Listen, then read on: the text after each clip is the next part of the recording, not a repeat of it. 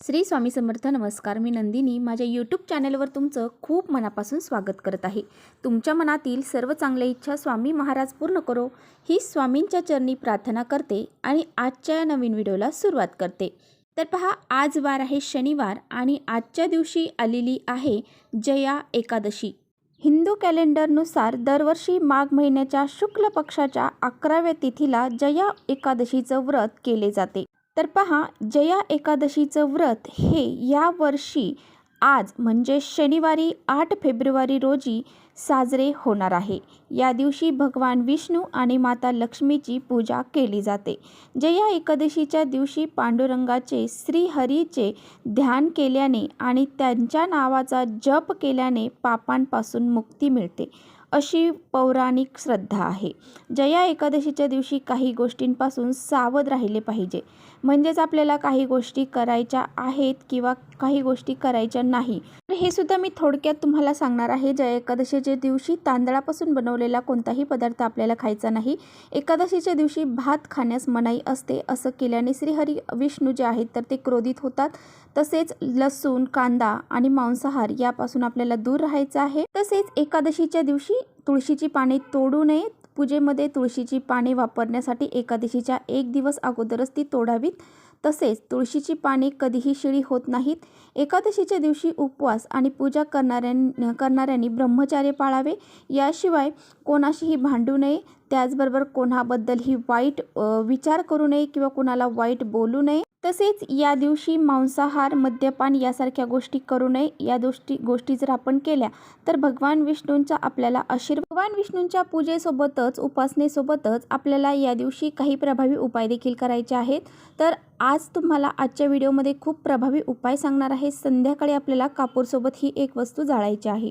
ही एक वस्तू जर आपण संध्याकाळी कापूरसोबत जाळली तर घरातील भांडणं, पितृदोष, वास्तुदोष, नजरदोष, त्याचबरोबर दारिद्र्य, संकट, अडचणी यासारख्या गोष्टी दूर होऊन जातील आणि त्याचबरोबर घराची, मुलांची, पतीची खूप सारी प्रगती होईल.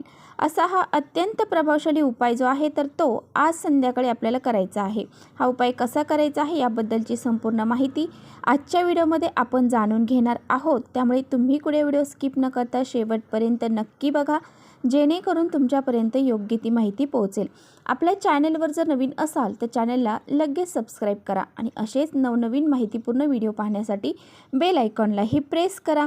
म्हणजे मी जेव्हा कधी नवीन व्हिडिओ अपलोड करेन त्याचं नोटिफिकेशन सर्वात अगोदर तुम्हाला भेटेल आणि तुम्ही एकही व्हिडिओ मिस करणार नाही. त्याचबरोबर कमेंट्समध्ये ओम नमो भगवते वासुदेवाय नमः हे लिहायला अजिबात विसरू नका. व्हिडिओ माहितीपूर्ण वाटला तर आपल्या मित्रपरिवारांसोबत नक्की शेअर करा. तर पहा, आजच्या व्हिडिओमध्ये जो काही उपाय मी तुम्हाला सांगणार आहे तर तो आज संध्याकाळी म्हणजे 6 वाजल्यापासून ते रात्री 12 वाजेपर्यंत तुम्ही करू शकता. परंतु तुम्हाला जर वेळ असेल तर तुम्ही हा उपाय संध्याकाळी 6 ते 9 या वेळेमध्ये करण्याचा जास्तीत जास्त प्रयत्न करा. कारण ही जी वेळ आहे ना तर ही घरामध्ये लक्ष्मी माता येण्याची वेळ आहे आणि या वेळेमध्ये आपण जर हा उपाय केला तर याचं फळ आपल्याला पटकन मिळेल. आणि जर तुम्हाला वेळ नसेल तर तुम्ही 12 वाजेपर्यंत हा उपाय करू शकता. जर तुम्ही खूप कष्ट आणि मेहनत करून देखील तुमची एखादी इच्छा पूर्ण होत नाही किंवा तुम्ही जे काही कष्ट करत आहात, मेहनत करत आहात त्याला तुम्हाला नशिबाची साथ मिळत नसेल, त्याचबरोबर तुमच्या घरामध्ये वास्तुदोष निर्माण झालेला असेल. वास्तुदोष हा कधी निर्माण होतो? ज्या वेळेस आपण आपल्या घरामध्ये काहीही वेगवेगळे शब्द उच्चारतो. काही शब्द आपण पॉझिटिव्ह उच्चारतो, काही शब्द आपण निगेटिव्ह उच्चारतो. त्यामुळे जे निगेटिव्ह शब्द आहेत तर ते घरामध्ये साठले जातात आणि त्यामधून नकारात्मकता घरामध्ये साठली जाते आणि वास्तुदोष हा निर्माण होतो. आणि हा वास्तुदोष एकदा घराला लागला की आपल्या घरामध्ये भांडणं, क्लेश, कलह यासारख्या गोष्टी घडायला सुरुवात होते. त्याचबरोबर तुमच्या घरामध्ये पितृदोष असेल तर तुमच्या घरामध्ये मुलांची प्रगती होत नाही. मुलांची प्रगती कुठेतरी थांबली जाते. त्याचबरोबर तुम्ही कोणतेही काम करायला जा त्यामध्ये तुम्हाला यश मिळत नाही. तुमची मुलं ही पदवी धारण केलेली आहेत, त्यांना नोकरी प्राप्त होत नाही किंवा मोठी मुलं आहेत, मुली आहेत, पण त्यांचा विवाह जमत नाही, तर ही सर्व पितृदोषाची कारणे आहेत. तर अशा पद्धतीने जर तुमच्या घरामध्ये पितृदोष असेल, नजरबाधा असेल, काही दारिद्र्य, संकट, अडचणी असतील, तर हा अत्यंत प्रभावशाली उपाय तुम्हाला आज संध्याकाळी आवर्जून करायचा आहे. हा उपाय केल्यामुळे तुमच्या घराची, मुलांची, पतीची खूप सारी प्रगती होईल. तुमच्या घरामध्ये सुख, शांती, समृद्धी निर्माण होईल. असा हा अत्यंत प्रभावशाली उपाय आहे. हा उपाय करण्यासाठी आपल्याला लागणार आहे एक मातीची पंती. जर तुमच्याकडे मातीची पंती नसेल तर तुम्ही एखादी वाटी घेऊ शकता, एखादी प्लेट घेऊ शकता, किंवा तुमच्याकडे कापूर जाळायचं भांडं असेल तर ते घेतलं तरी चालेल. तुम्हाला सर्वप्रथम यामध्ये घ्यायची आहे शेणाची गौरी. तर ही शेणाची गौरी जर तुम्ही गावाकडे राहत असाल तर तुम्हाला लवकर मिळून जाईल, कुठेही मिळून जाईल. आणि जर तुम्ही शहरामध्ये राहत असाल तर पूजेचं साहित्य मिळतं त्या ठिकाणी ही गौरीचं पॅकेट देखील आपल्याला मिळतं. एक पॅकेट जरी आणलं तरीसुद्धा ते भरपूर दिवस जातं. थोडासा तुकडा आपल्याला गौरीचा लागणार आहे, तो घ्यायचा आहे. त्या गौरीवरती तुम्हाला शुद्ध गाईचं तूप टाकायचं आहे. आता शुद्ध गाईचं तूप हे टाकल्यानंतर त्यावरती तुम्हाला चिमूटभर पांढरे तीळ जे आहेत तर ते टाकायचे आहेत. त्यानंतर त्यावरती 3 भीमसेनी कापराच्या वड्या ठेवायच्या आहेत. त्यानंतर तुम्हाला 2 अखंड लवंगा त्यावरती ठेवायच्या आहेत. 2 हिरवी वेलची तुम्हाला ठेवायची आहे. आणि त्यानंतर हा जो कापूर आहे, हे भांडं जे आहे तर ते तुम्हाला देवघरासमोर न्यायचं आहे. देवघरातील दिवा अगोदर प्रज्वलित करून घ्यायचा आहे. तुळशीपाशी दिवा अगोदर प्रज्वलित करायचा आहे आणि त्यानंतरच ह्या उपायाला सुरुवात करायची आहे.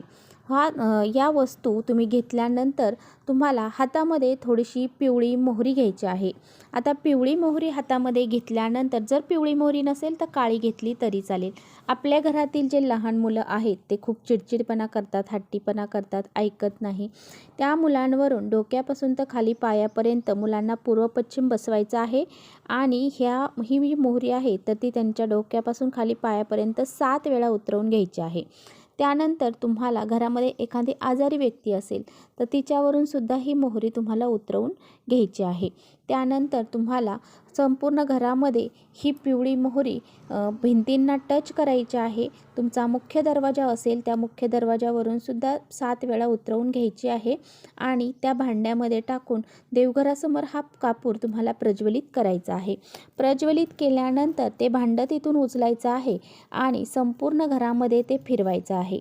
संपूर्ण घरामध्ये याचा धूर फिरवत असताना तुमच्या घराचा मुख्य दरवाजा उघडा हवा, त्याचबरोबर खिडक्या उघड्या ठेवायच्या आहेत, जेणेकरून जी काही नकारात्मकता असेल तर ती घराच्या बाहेर निघून जाईल आणि बाहेरून सकारात्मक लहरी घरामध्ये येतील. त्यामुळे अशा पद्धतीने तुम्हाला हा प्रभावी उपाय जो आहे तर तो करायचा आहे. शेवटी तुम्हाला ते भांडं घेऊन मुख्य दरवाजामध्ये जायचं आहे. मुख्य दरवाजाचा जो उंबरठा आहे त्याच्या मधोमध तुम्हाला हे भांडं ठेवून द्यायचं आहे. जोपर्यंत ते भांडं जळत आहे तोपर्यंत जळू द्यायचं आहे. हे भांडं त्यानंतर तुम्हाला ते शांत झाल्यानंतर त्यामधली जी राख आहे त्यातल्या एक एक टिळक सगळ्यांच्या कपाळाला तुम्हाला लावायचं आहे घरातील.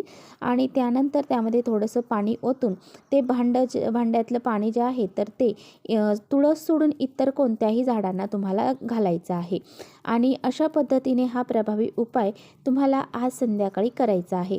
उपाय करत असताना श्री स्वामी समर्थ, श्री स्वामी समर्थ या मंत्राचा प्रभावी जप करायचा आहे. अशा पद्धतीने हा प्रभावी उपाय आज संध्याकाळी करायचा आहे. त्याचबरोबर बघा, तुम्हाला अजून एक उपाय सांगणार आहे. जर तुमच्या घरामध्ये नवरा बायकोची सतत भांडणं होत असतील, सतत क्लेश कलह घरामध्ये होत असेल, तर तुम्हाला काय करायचं आहे, तर तुम्ही ज्या रूममध्ये झोपता, ज्या बेडरूममध्ये झोपता तिथे तुम्हाला एक चांदीच्या भांड्यामध्ये, म्हणजे एखादी वाटी असेल त्यामध्ये तुम्हाला एक कापराची वडी ठेवायची आहे.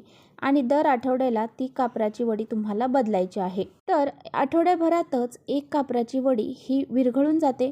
जर नाही विरघळली तर तुम्हाला ती पाण्यामध्ये विसर्जित करायची आहे आणि त्या जागेवर दुसरी कापराची वडी ही ठेवायची आहे. दररोज हा उपाय तुम्हाला करायचा आहे. काही दिवसच हा उपाय तुम्हाला करायचा आहे.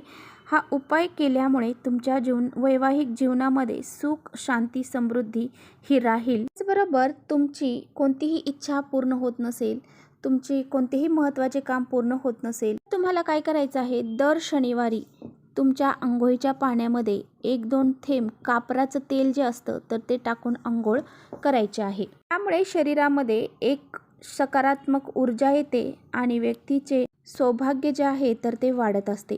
तर हा एक उपाय देखील तुम्ही शनिवारीच्या दिवशी नक्की करू शकता. तर चला इथेच थांबवते माझा व्हिडिओ थोडा जरी आवडला असेल तर नक्की लाईक करा. चॅनलवर नवीन असाल तर चॅनलला सबस्क्राईब करा.